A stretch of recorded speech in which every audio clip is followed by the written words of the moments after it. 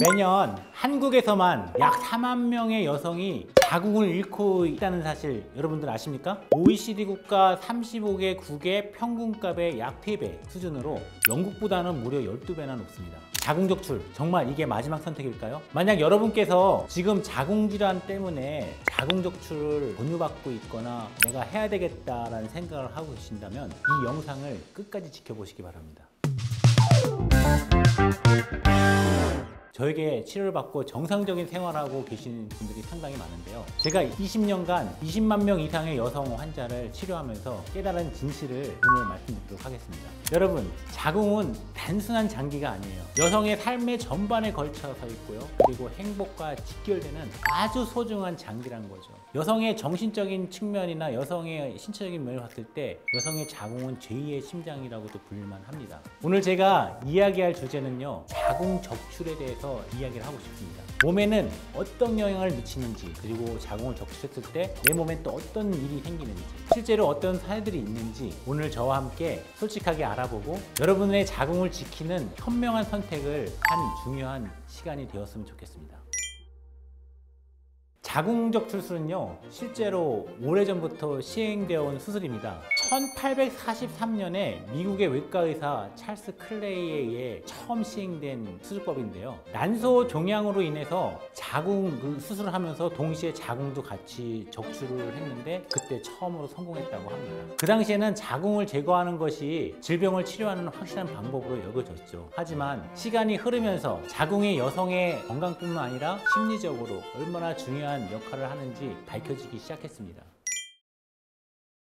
OECD 국가 중에서 자궁 적출률이 가장 높은 나라입니다. 그 이유는 첫 번째, 우리나라 의료보험 제도에 있습니다. 너무나 좋은 의료보험 제도 때문에 누구나 다 저렴하게 수술을 할 수 있는 그런 나라니까요. 두 번째는 자궁은 아기를 낳지 않으면 필요 없는 기관이라는 사회적인 인식에도 문제가 있습니다. 또 세 번째로 제일 중요한 거는 환자분들이 내 몸에 있는 이 자궁이라는 장기에 대한 정보가 부족해요. 자궁이 있을 때 매달 생리를 하는 불편함은 있지만 이 자궁으로 인해서 내 몸이 얼마나 많은 혜택을 받는지를 잘 모릅니다. 그럼 최근 전 세계적으로 자궁 적출술을 많이 하는 추세일까요? 이 표에 보시면요, 핀란드는 2001년부터 2018년까지 감소되는 추세가 47%, 거의 50%나 감소가 되어 있고요. 또 독일도 마찬가지로 2005년부터 19년까지 거의 50%나 됩니다. 미국도 36%나 감소가 됐고요. 한국 역시 2010년도에서 2020년, 최근에는 인식 변화가 많이 생겨서 25%나 우리 감소율을 갖다가 이제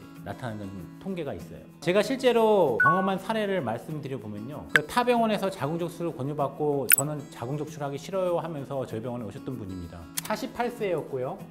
생리통하고 생리식 과다출혈, 빈혈이 왔고 비만이 돼 있고, 또 생리하기 전에 생리전 증후군이라는 두통이 심하고 막 신경이 날카로워진다고 얘기를 하면서 오셨어요. 초음파를 보니까 자궁이 이렇게 있고 내막이 이렇게 있는데 근종이 이쪽에 크게 이렇게 자리 잡고 있더라고요. 근종 크기가 6.8cm였어요. 그래서 제가 초음파를 보고 난 다음에 환자분한테 말씀드렸어요. 혹시 허리 통증은 있는지 없는지 여쭤보니까 허리 통증이 있다고 얘기를 하시고, 최근에 이것 때문에 정형외과 가서 디스크 진단을 받으려고 했는데 정형외과에서는 정상이래요. 그래서 보니까 여기 척추뼈가 이렇게 지나가는데요, 이 근종이 척추뼈를 누르고 있는 거예요. 누르다 보니까 허리가 아프고 정형외과 질환으로 오인됐던 거죠. 또 하나는 이 자궁과 이 척추뼈 사이로 이렇게 장이 지나가는데요, 이 장이 눌려갖고 부분 폐색이 되면서 소화불량에 가스 차고, 여기 자궁 근종이 내막에 붙어 있어 갖고요, 생리할 때 덩어리가 나오면 안 되거든요. 덩어리열이 많이 나오면서 이분이 빈혈 수치가 8.4까지 떨어졌어요. 보통 정상인들의 빈혈 수치는 12부터 16까지거든요. 빈혈이 있으니까 맨날 피곤한 거예요. 우리 몸에서는 빈혈을 교정하기 위해서 자꾸 많이 먹게 되고, 그러니까 살이 찌고. 다행히도 자궁 내막에 연해 있고 본인이 자궁 적출을 원하지 않았고, 그래서 저희 병원에 있는 하이프 시술을 권유를 해드렸어요. 하이프라고 하는 거는 어떤 시술이냐면은, 옛날에 돋보기를 이용해서 햇빛 에너지를 한 곳에다가 집중을 하게 되면 여기 있는 종이를 태울 수가 있잖아요. 똑같은 원리예요. 초음파의 이 발진자에서 이 한 곳으로 빛을 집중을 해보면요, 여기에 물리적인 현상에 의해서 열이 발생되는 그런 원리예요. 그래서 이 온도가 55도만 넘어가면은 다 괴사가 되니까 태울 수 있는 그런 방법이거든요. 그래서 이분은 처음에 와서 하이프 치료를 받는데 하이프 치료에서 통증이 되게 심했어요. 그래서 잠깐 수면 마취하고 진행을 했었는데 하시고 난 다음에 3개월 뒤에 이 6.8cm 되는 근종 크기가 4.5cm로 변환되면서 부피가 35% 정도가 감소가 됐고 생리통도 많이 개선됐던 그런 상황입니다. 그리고 6개월 뒤에 왔을 때는 이 4.5cm 근종이 3.5cm로 줄어 있었어요. 현재까지도 자궁 적출을 하거나 자궁에 칼 하나도 안 대고 정상적인 생활을 하고 계십니다. 골반 장기를 안정적으로 지탱해주는 중심축 역할을 하기도 합니다. 그래서 자궁이 없어지면 질적으로 방광이 빠진다든가 장이 빠진다든가 이런 현상이 벌어지면서 골반 장기 탈출증이라는 질환도 유발을 할 수가 있어요. 이렇게 중심축을 하고 있는 이 자궁을 적출하면 어떻게 될까요? 주변 장기들이 제자리를 잃고 아래로 자꾸 처지고 하게 되죠. 지금부터는 이런 자궁을 적출했을 때 생길 수 있는 부작용에 대해서 말씀드려보도록 하겠습니다.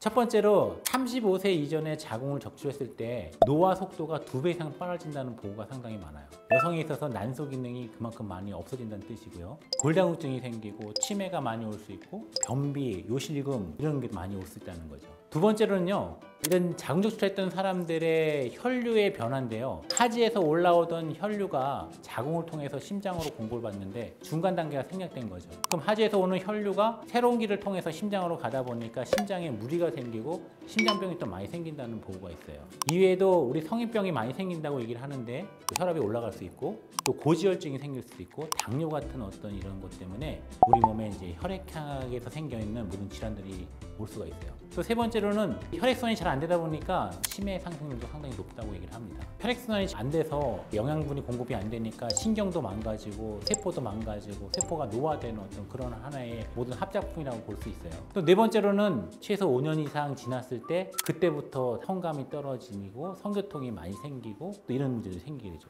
제일 중요한 거는 여성의 정체성 같아요. 여성스러운 분들 같은 경우에는 자궁이 없어지면 그때부터 생리가 중단되잖아요. 그러면서 이제 심리적으로 많이 위축이 되죠. 우울증이 오고 항상 불안하고 또 공황장애 같은 것도 많이 생기고 심지어 이게 심해지면 나를 보호해주는 사람들이 없게 되면 자살까지도 이어질 수가 있어요. 흔하게 빈번하는 사회적인 문제입니다.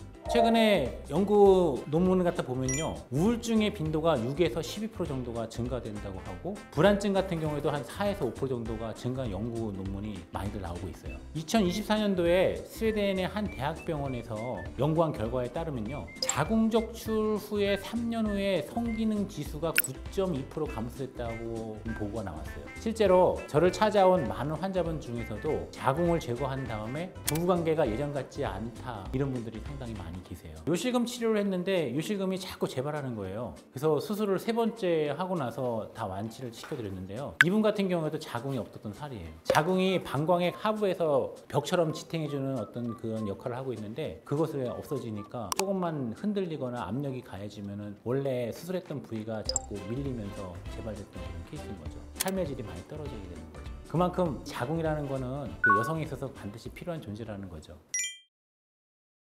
자궁 적출을 하게 되는 가장 흔한 원인으로 우리가 자궁 근종과 자궁 선근증을 뽑고 있습니다. 최근 5년 동안 한국에서 자궁 근종 환자는요 61%가 증가해서 약 60만 명 정도에 달해요. 선근증 환자가 한 18만 명으로 봤을 때 총 78만 명이 되는 여성들이 자궁 때문에 치료를 받고 있습니다. 자궁 선근증 환자는 5년 동안 약 20% 정도 증가했을 만큼 꽤 많이 의미 있는 그런 질환이에요. 선근증은 근종하고는 또 달라요. 약간은 더 악성으로 보시면 돼요. 자궁에 생기는 양성종양 중에서. 근종은 캡슐에 둘러싸여 있기 때문에 떼어내기만 하면 근종은 없앨 수 있지만 선근증은 벽 자체가 두꺼워진 거라서 아무리 벽을 갖다가 잘라내도 또 생겨요. 그러니까 치료가 되게 어려운 그런 질환입니다. 35세가 넘으면 2명 중에 1명이 자궁의 양성종양을 갖고 있고요. 40세가 넘으면 5명 중에 2명, 45세가 넘으면 5명 중에 3명에서 4명 정도가 자궁의 혹을 갖고 있어요. 생리량이 증가한다든가 생리통이 심하든가 골반의 압박감이 심하거나 방광의 압박감으로 인해서 요실금이나 비뇨기 증상이 나타나고 빈뇨, 절박뇨, 야간뇨 때문에 일상생활이 굉장히 힘들어집니다.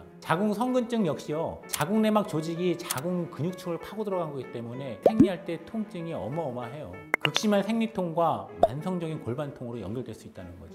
이런 질환들은 초음파 검사나 MRI 검사 등을 통해 정확하게 진단할 수 있어요. 제일 중요한 거는 증상이 나타났을 때 방치하지 않고 반드시요 전문의와 충분한 상담을 통해서 나에게 맞는 방법이 어떤 것이 좋은가 설명을 듣고 같이 의논해야 된다는 거죠.